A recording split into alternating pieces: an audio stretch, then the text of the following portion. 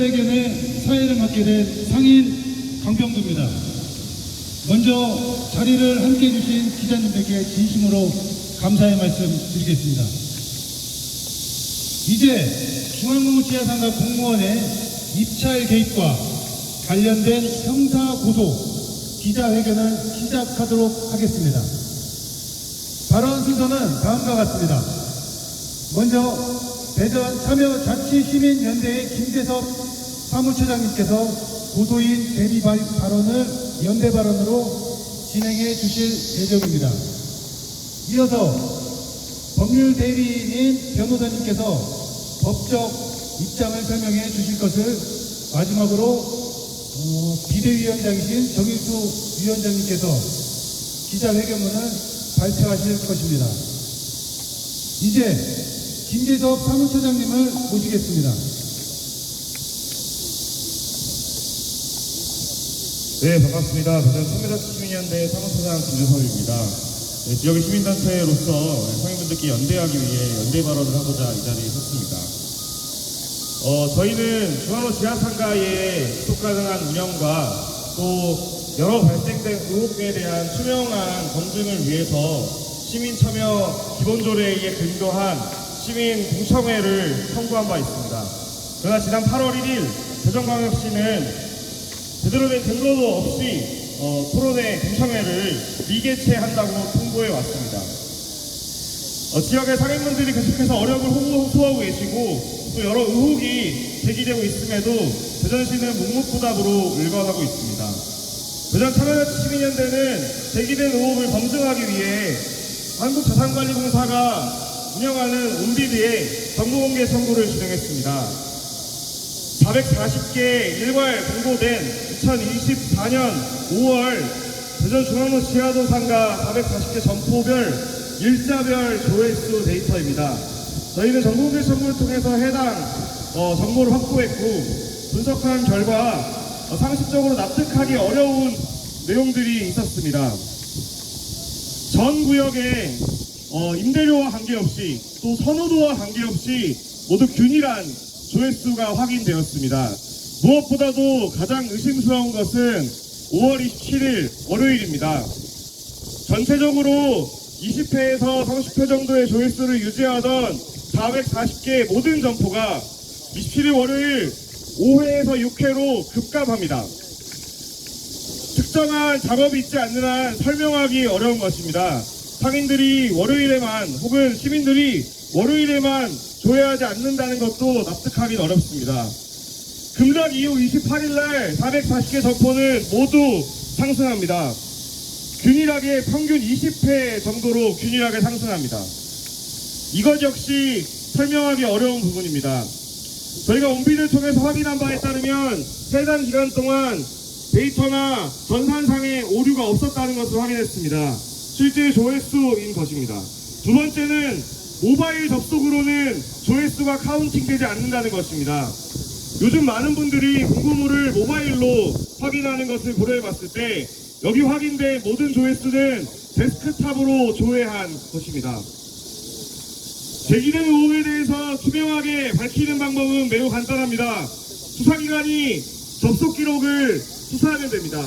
만약 그 과정에서 특정 IP 혹은 특정 주소의 IP가 다량 확보된다면 그것은 수요관리공단 혹은 특정 단체나 개인이 이 공고에 대해서 개입하기 위해 의도적 개입을 한 것이라고 해석할 수밖에 없습니다. 수사기관의 철저한 수사를 통해서 해당 내용이 확인되기를 촉구합니다. 추가적으로 보도자료 나눠드린 보도자료에 8페이지를 보시면 성남시와의 비교가 있습니다. 2015년도에 330개 물건을 한꺼번에 공고한 성남시 물건입니다. 그래프를 보시면 아시겠지만 굉장히 다채롭게 확인됩니다. 실제로 공고 가격과 그 다음에 위치에 따라서 차이가 나는 것을 볼 수 있습니다. 그 밑에 중앙로 상가의 물건 조회수입니다. 굉장히 균일성을 보이고 있는 것을 확인할 수 있습니다. 심지어 성남시 사례는 2015년도에 공고가 이루어졌고 지금도 마감된 공고를 클릭하면 조회수가 올라갑니다. 즉 10년간 누적된 조회수의 결과입니다. 여기에 평균 조회수도 50표에 불과합니다.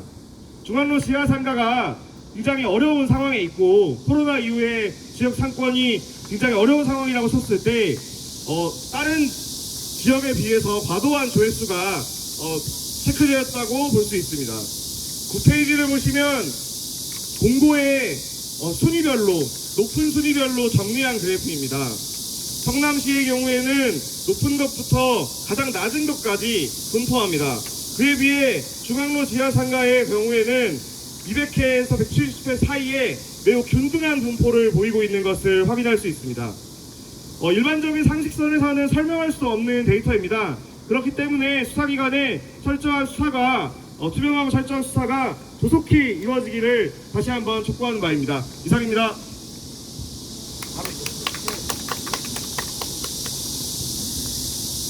안녕하십니까. 저는 이승현 변호사입니다. 지금 이 사건 법률 대리인으로서 제가 활동을 하고 있고요. 이 사건을 맡게 된 경위는 이렇습니다. 실제로 입찰이 있었고요. 또 그 입찰 과정에서 지금 현재 지하상가를 이용하시는 분들께서는 본인들이 입찰을 받지 못하면 본인들의 생활의 터전을 잃는 상황이었습니다. 정상적인 입찰이라면 뭐라 하지 않을 것입니다. 그런데 통계적인, 과학적인 자료를 살펴봤더니 너무나도 의심스러운 상황이 있었습니다. 저도 사실 최초에는 이 사건을 맡지 않으려 했습니다. 왜냐하면 괜히 허튼 소리 하는 거 아니야 라고 했는데 막상 지금 가지고 계신 보도자료, 통계적인, 과학적인 근거를 살펴보니 정말로 우리의 하인, 공복인, 공무원이 시민의 생존권을 빼앗으려고 허위 조작을 한 것이 아니냐고 의심이 드는 상황이었습니다. 그렇다면 주인인 우리 시민들은 그 사실을 확인하여야 하는 것이고요.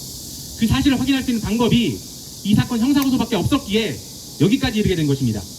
그래서 기타 저희가 보도자료로 상세하게 설명을 했지만 기타 궁금하신 것이 있으면 언제든지 저한테 문의를 해주시면 제가 더욱더 상세하게 설명을 할 것이고요. 그리고 확실하게 이 내용에 대해서 정확하게 보도하여 주실 것을 진심으로 부탁드립니다. 이상입니다. 부탁드립니다. 기자님들, 경찰님들.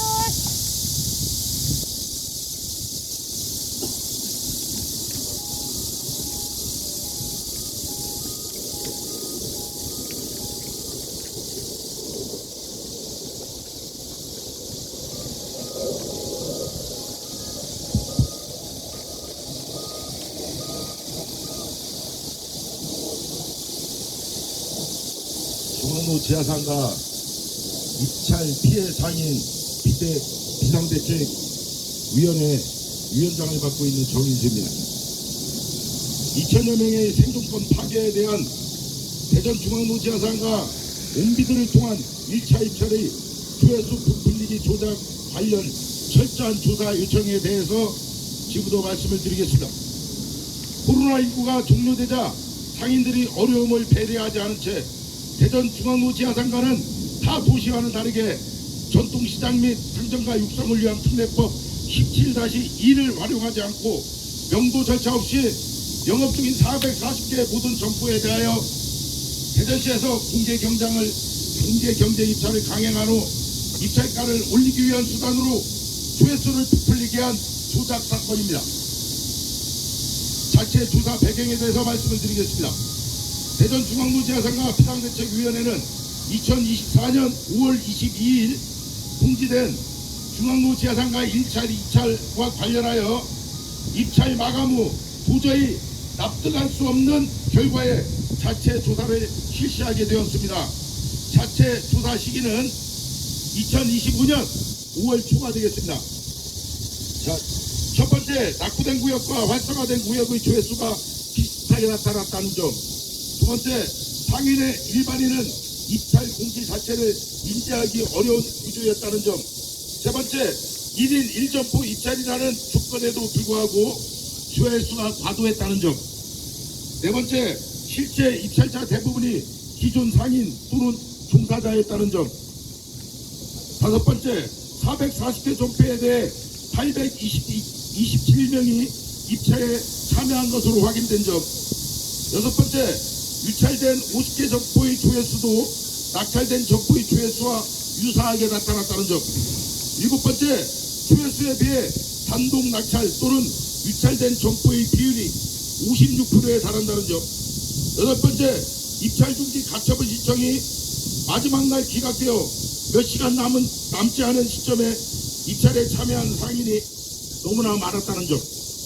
아홉 번째, 상인들 간 장기간 형성된 친분 및 암묵적 합의가 있었던 상황에서 조회수가 과도하게 높았다는 점.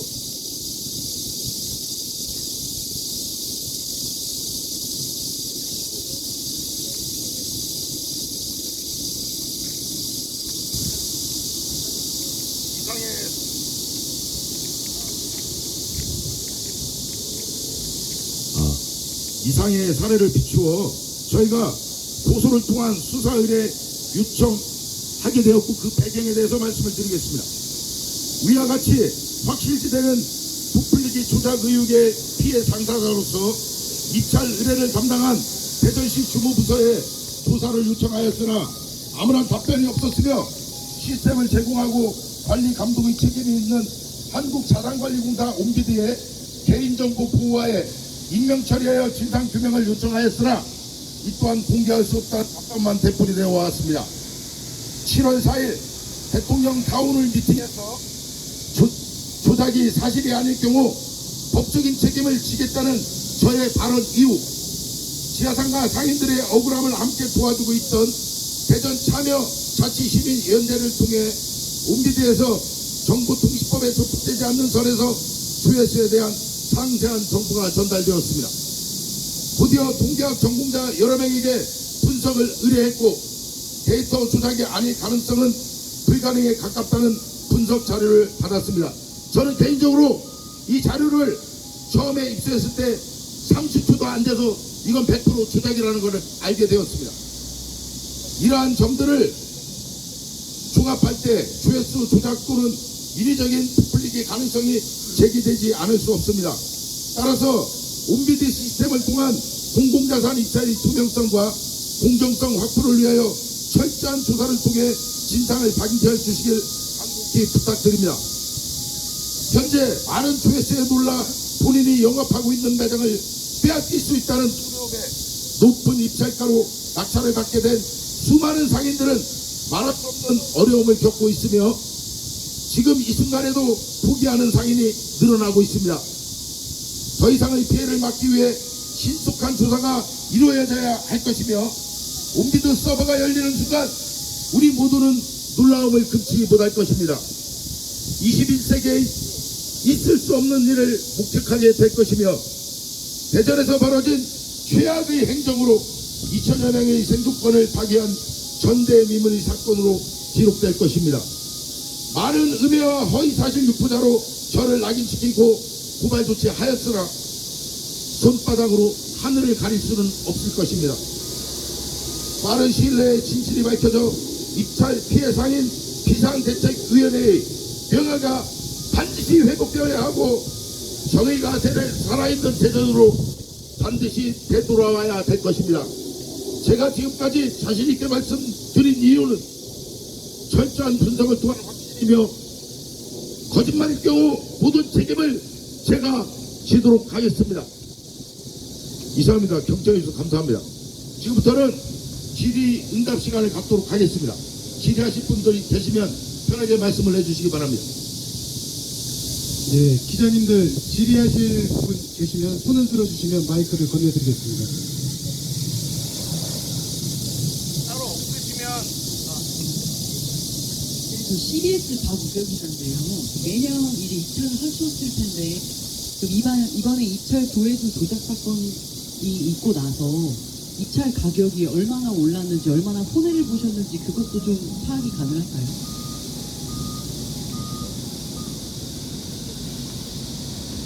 저희가 파악하기로는 1차 입찰 당시 약 이전 사용료의 230% 정도가 인상이 된 걸로 알고 있고요. 그 이후에 유찰된 점포에 대해서 7차 입찰까지 진행이 되었습니다. 또 얼마 남지 않은 매장을 입찰이 진행되다 보니까 거기는 더 많은 그 높은 입찰가가 되어서 저희가 예상하건대 현재 7차 입찰까지 마감한 시점에 약 280% 정도 예상하고 있습니다. 질문하실 분 있으면 말씀해 주십시오. 그리고 제가 이 자리에서 한 가지 더 말씀을 드리겠습니다. 2021년 역전 치아도 상가 1차, 2차 진행할 때부터 저희가 수사를 할 겁니다. 최근까지 조회수를 조작했습니다. 이 부분도 제가 반드시 거짓일 경우에 제가 책임을 지겠습니다. 저희 정말 너무 억울합니다. 이렇게 공무원이 진정하겠습니다. 공무원이 조회수에 개입되는 것은 있을 수 없는 일입니다. 있어서도 안 되는 일입니다. 이것은 반드시 법적인 책임이 동반되는 것이기 때문에 반드시 책임이 따라야 된다고 생각합니다. 앞으로 그 부분에 대해서 조사가 끝난 이후에 저희 비대위에서는 철저하게 대응을 하도록 할 것입니다. 그 기자님들에게 추가적으로 한 가지만 안내드리면 지금도 온비리에 마감된 1차 물건을 확인하실 수 있습니다. 실제로 좀 의심스러운 이유 중에 더 하나는 실제로 들어가시면 해당 물건의 번호에 따라서 이 지도에서 각자 확인을 해야 됩니다. 그래서 사실 내가 여러 점포에 관심이 있더라도 실제로 여러 점포의 조회수를 클릭할 만한 이유가 딱히 없습니다. 왜냐하면 가격과 위치는 리스트에 나오거든요. 근데 각 들어가 보면 똑같은 사진만 있습니다. 또 여기서 체크가 되어 있거나 그런 게 아니에요. 실제로 번호를 내가 체크해야 합니다. 그래서 사실은 일부의 시민들이나 외부의 상인들이 관심이 있어서 클릭을 했다고 하더라도 440개가 균일하게 올라갈 만한 이유는 좀 찾기 어렵다는 점 다시 한번 말씀드립니다. 맞습니다. 더 질의사항 혹시 있으실까요? 조회수가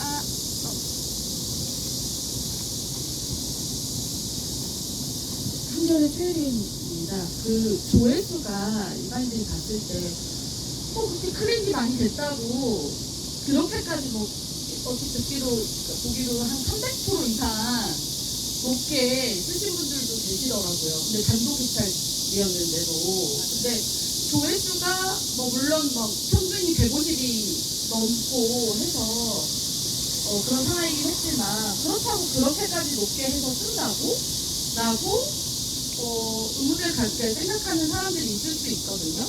근데 그때 그럴 수밖에 없었던 아마 이유가 상인분들이 계셨을 것 같아요. 그래서 상당히 많은 분들이 그런 상황에 놓여 계시니까 그 부분에 대한 상인들 누구 입장 한번 말씀해 주시면 좋을 것 같거든요. 비대위원장님 아니고 뭐 다른 분이라고. 네. 아니 마이크를 갖다 드려. 마이크 갖다 드려. 아니 여기. 제가 말씀드릴게요. 이게 조회수가 왜 문제가 되냐면 우리가 당근마켓을 들어가면 당근마켓도 이 온도가 올라갑니다. 많이 클릭할수록. 그런데 그 당근마켓은 가격이 정해져 있습니다. 1,000원이면 1,000원이 딱 정해져 있기 때문에 수천 명이 들어가도 가격이 올라가지 않습니다. 근데 저희들은 100명만 누가 내 매장을 클릭을 하고 봤다 그러면은 이게 내가 영업하고 있는 매장을 내가 뺏길 수도 있다는 이 불안감에 높은 액수를 쓸 수밖에 없는 겁니다. 그리고 주위에 그런 금액을 쓴다는 사람들이 있을 수도 있잖아요. 그런 걸 정보를 듣다 보면 나도 모르게 높게 쓰는 겁니다. 그래서 아마 저희 입찰가가 높게 된 걸로 저는 알고 있습니다. 당시에 조회수가 높은 거에 대한 그 상인들 사이에 어떤 불안감이 막 올라가는 그런 상황이 있었다는 말씀이신 거죠? 네, 맞아요. 오마이뉴스 장유아 기자인데요. 그렇게 일반적인 이야기가 하겠는데 본인 사례가 혹시 있으신 분 있으신가 해서요. 본인이 지금 어느 정도의 수준의 사용료를 냈는데 이 정도로 하게 됐다. 그 이유가 뭐 조회수 있었다 이러시는 분 있으신가요?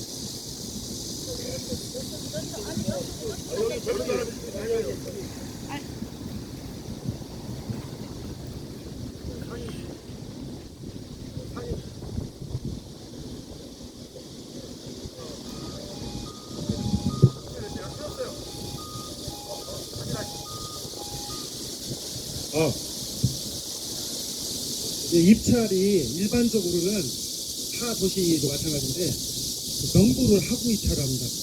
보통 빈점포에 대해서 입찰을 하죠. 일반적으로는. 근데 저희는 되게 특이한 게 그냥 장사를 하는 상태에서 입찰을 했어요.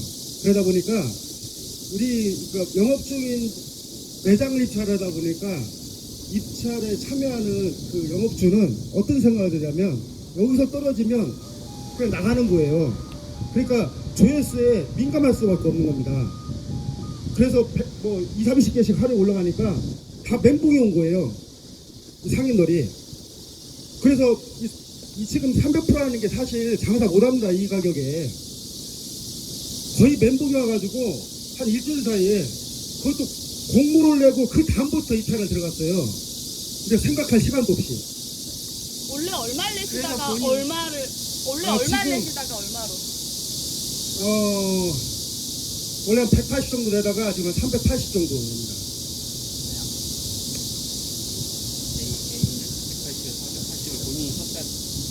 안녕하세요. 저는 지하상가가 시물건이라는 것조차도 몰랐습니다.